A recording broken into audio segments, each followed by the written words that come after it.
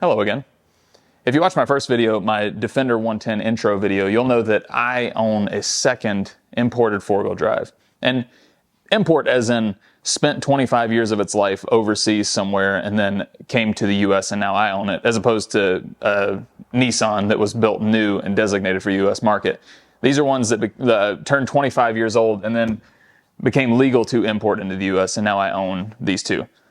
I'd like to say a quick word about this one that you're about to meet. My Defender 110, I love this vehicle as much as any vehicle in the world. I love it just as much as the one next to it. But as far as vehicle models go, the next vehicle is my dream vehicle model. I've always wanted this particular vehicle model. I actually saw it on YouTube years and years and years ago, and it made me want one of these so very badly. I believe that it has a solid argument to be the best four-wheel drive ever made. And I think a lot of you will agree with me, and a lot of you will probably push back on that. So without further ado, here is my second imported four-wheel drive.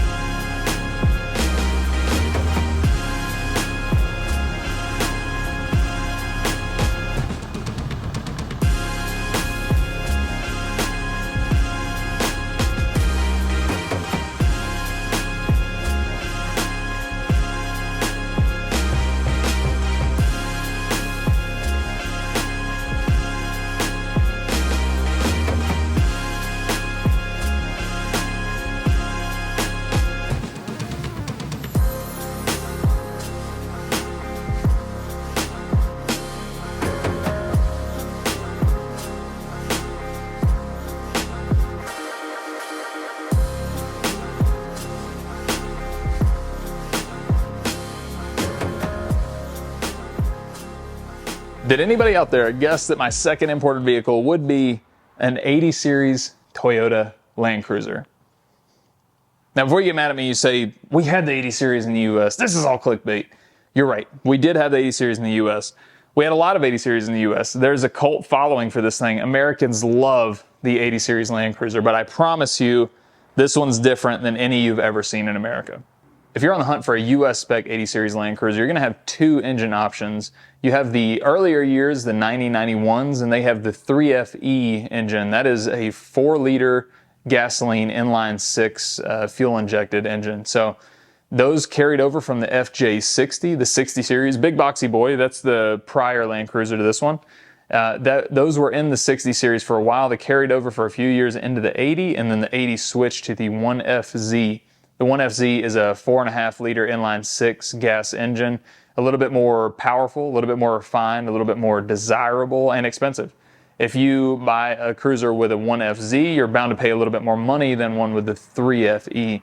So I love those engines. They're tremendously bulletproof. They're wonderful, wonderful engines. A little underpowered, but I really only have one fatal flaw to point out with those engines, and that is they are horrendously inefficient. Their fuel economy is just atrocious, and for that reason, I can't have one. They are just not ideal for overlanding. I know people do use them for overlanding, but if you're really getting remote, if you're doing stuff more than just the weekend, that fuel efficiency is really going to be a problem, especially if you load these down heavy. They really start getting into the single digits, and that's just unacceptable for a true long-term overlander. For a weekend vehicle, if you're driving it also, if it's doubling as a daily, I say go for it. Those are excellent vehicles. You can see them all day for over 300,000 miles. And go look on Facebook right now. You'll see them between 200 and 300. Some will cross 300 and keep going and be for sale on Facebook Marketplace. So those engines are tremendously Toyota-like. That's a perfect example of why people love Toyota so much, those engines. But they just cannot maintain the fuel levels that you need for an overlanding trip, unfortunately.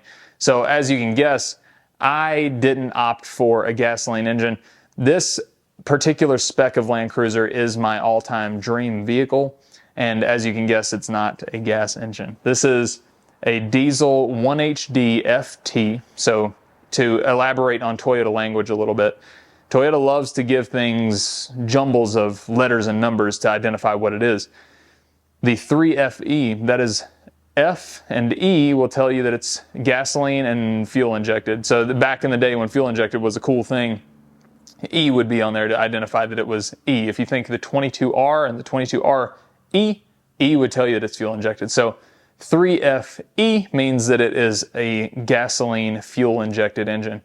The 1FZ, F, there it is, that's gasoline. Mine is called, ignore the F, but mine is called the 1HD FT. So HD tells you it's a diesel engine in Toyota speak. The T tells you that it's got a turbo. So I have the 1HD FT. In this case, the F has nothing to do with gasoline. It actually tells you that it has 24 valves as opposed to 12. So there's another engine called the 1HDT. That's a 12 valve diesel engine. Mine is the more revised 24 valve diesel engine. So this is a 4.2 liter inline 6 turbo diesel. And I will give you a couple of more differences between mine and the American spec as we take a look at it. You know, I apologize for some of the nerdy car minutia that's going to come your way on this channel, but hopefully you enjoy it, because here's some. Let's say that you have a gasoline-powered 80 series in the US market. You have a US spec 80 series with a gas engine. You have a 3FE in your 80 series. Your designation given by Toyota for that vehicle, the one that would be on your VIN plate, is 1FJ80, the F being gasoline and the 80 being 80 series. You have a gasoline 80 series. Now, let's say you bought a second 80 series. Good for you. You have the 1FZ in that one. Better for you. Your designation on that VIN plate would be 1FZJ80. You have an 80 series with a gas motor, and you have the FZ.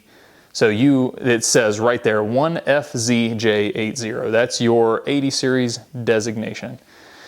My 80 series is diesel, so I won't have the F on my VIN plate like you would. Now, I'm getting somewhere with this, I promise. But notice how all your plate told you was that you had a gas 80 series. Mine would say 1HDJ80. That's what it says on my VIN plate under the hood. 1HDJ80. HD is the diesel code, whereas yours would be F for gas. My 80 series is actually a UK market 80 series. It's not a Japanese import. The steering wheel is on the right, and it is diesel, but it is designated for the UK market. Notice how nothing on that VIN plate told you that. There was no UK, there was no different letter code or number code for UK. So mine, 1HDJ80. Now, let's imagine that you whip out the money and you buy a JDM diesel 80 series. Good for you. Your VIN plate is going to say 1HDJ81. I don't know why. If you whipped out the same money and you bought one from Australia, it would say 1HDJ80, just like mine. But if you bought a JDM one, it's going to say 1HDJ81, and I have no clue why. I just think that is the funniest fact that Toyota could ever spit out. So for some reason, their JDM 80 series is an 81, which I guess, does that mean it's an 81 series? The 60 series has the FJ62, has square headlights. But anyway, that's a fun fact for you. Mine is a 1HDJ80. A JDM would be a 1HDJ81 for some reason. Let's discuss some of the options for engines globally with the Land Cruiser that we never got in the States. Typical, right? We're always discussing that. So in the States, we got the 3FE and the 1FZ. Those are both inline 6 gas engines. They were available elsewhere in the world too, although they were called petrols. Elsewhere in the world, they also had the diesel options. So the most common of which was the 1HDT, or it seems to me, I don't know official numbers, but I see more of the 1HDTs online than anything else.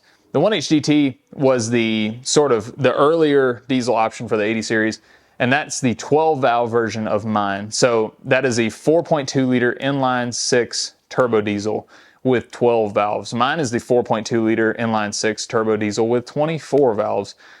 I get a little bump in power, I get a little bump in MPGs, but I imagine a lot of it has to do with emissions more than power and all that stuff. I did read somewhere that they solved a semi-common low-end bearing problem with the 1HDT when they made mine. I don't know if that's true or not. I don't have a reference for that. I don't even know where I read it. So let me know if that's true in the comments. Australians, I have a question for you. What to you is more desirable about the 24 valve over the 12 valve? I've watched a lot of YouTube with Land Cruiser stuff, and it seems that there's a premium in Australia specifically with the 1HD FT over the 1HD T. It seems like you guys might know a little bit more about what's better with the FT than the 1HD T, and I don't know. So let me know why is mine more desirable than a 1HD T? The third option for the Land Cruiser diesels for the 80 series is the 1HZ or 1HZ. So the 1HZ has no turbo. That is a naturally aspirated 1HDT. Now it is, from all accounts, it is slower than the speed of smell. It is gutless, but it doesn't have the stress of a turbo. It is a legendary inline six diesel Toyota engine without the stresses of a turbo. So if you think about it, for overlanding, a 1HZ might be the way to go. Unlike my Land Rover Defender 110, this Toyota Land Cruiser actually has a lot of creature comforts. I mentioned that it is a 5-speed manual. I know that they did make US spec Land Cruisers with 5-speed manuals, but it is not common. It pulls a huge premium, and just cool, a cool option for me to have this diesel Land Cruiser with the 5-speed manual. High and low range, selectable with this manual lever. This is a full-time four-wheel drive vehicle, so you're driving around on the street in what is probably more accurately described as all-wheel drive, and then you shift down to low range and it locks the center diff, and then you're in actual proper four-wheel drive. I've got heated seats in this thing in the front. This has all the AC climate controls here, radio, and what pulls probably the biggest premium on any 80 series is the diff locks. So this is what enthusiasts would call a triple lock cruiser. So this has a front axle lock, a rear axle lock, and then the center diff lock. So when you're driving, your wheels are all spinning at the same speed. You know that you're not going to get stuck pretty much anywhere as long as you have the right tires. I do have a sunroof in this one. I do like the sunroof a lot. These leather seats are in awesome condition all the way around. I condition these a lot. This also has third row seating, which I pretty much never use. I do have an 8-year-old son, but he never really sits back there. Let's take a look in the back of my Land Cruiser, and then I will explain some of my future intentions with this vehicle and the whole purpose of it. We have our lift-up hatch. We have a drop-down tailgate. I love the tailgate. I think every four-wheel drive should have a tailgate. It's so nice. We have our third row seating. These are 2 leather seats that fold down, and then the backs fold up. I won't bore you with it. We're not going to keep them. They're just heavy. They take up storage space, and I don't have an army of kids. I don't need third row seating, so they're coming out. Now, what is the purpose of this 80 series Land Cruiser in my life? I already have the Land Rover Defender. Why do I need this? Well, the Defender is going to be the ultimate long-term overlanding machine. It's going to be our big, long trips. That thing can hold a ton of cargo. It is good off-road. It can do all the things that you need to do to live out of a vehicle for an extended period of time, and we're going to make it better with a filtered water tank. We're going to do the storage in the back, a complicated 12-volt setup. That's going to be a long-term overlander, and it's going to be the best you've ever seen.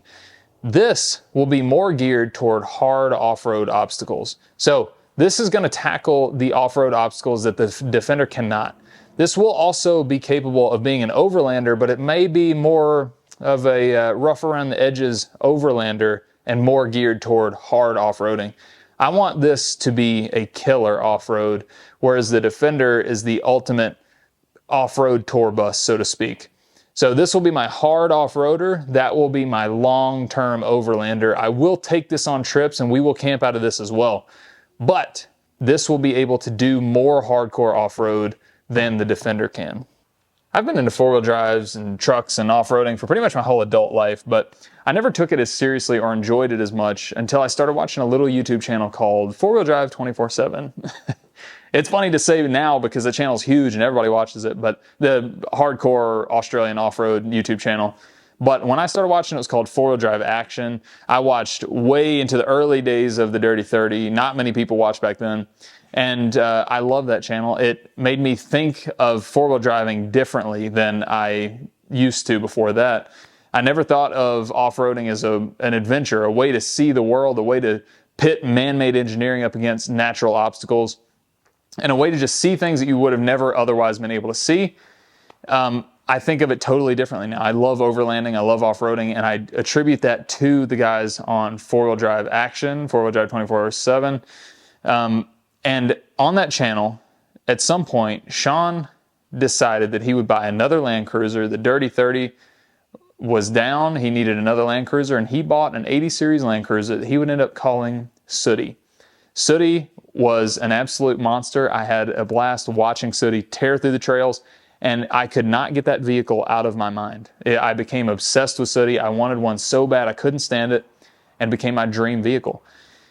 Fast forward a little bit to when I'm in the UK, I end up spending a lot of money on a Land Rover Defender, and then less than a year later, I see my dream vehicle on Facebook Marketplace, the perfect spec, 1HD FT, a little bit better than Sooty, the revised version of Sooty's engine, a 5-speed manual, just like Sooty, triple locked, low miles. This is my dream vehicle. I discovered Sooty on YouTube. It became my obsession. And then I saw it on Facebook Marketplace, and I was finally able to buy my dream vehicle. You can keep the Lamborghinis and the McLarens. I wanted this 80 series, and I have purchased my all-time dream vehicle.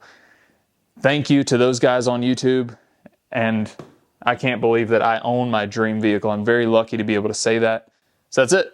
That is my dream vehicle, my 5-speed manual, triple lock, turbo diesel, 80 series Land Cruiser with low miles. I hope I have your attention now. We have the ultimate overlander, my Defender 110. It's going to be able to sustain overland journeys for months or years at a time. It's going to be able to ford water. It'll be triple locked. It's going to have the ability to keep food cold. It'll have 12 volt. It'll be able to filter and store water in the least hygienic parts of Africa. And once it is the ultimate overlander, we're going to take it for a year-long journey around Africa, and you'll come with us on YouTube, on this channel. While we're building the ultimate overlander, we're going to build this off-roader, our Land Cruiser. We're going to lift it. We're going to put big mud terrain tires on it. It's already triple locked. We may put reduction gears in it. I have a stainless snorkel coming from Australia. It's going to be a monster, and we're going to tackle all of the best tracks in America. And when America's out of trails to give us, we'll go to other countries, Iceland, maybe Australia. So stick with us. We already have a bunch of mods on hand that we're going to throw on really soon. You'll be along for the whole thing. So thank you for watching. Stick with me, and it's only going to get better from here. Thank you.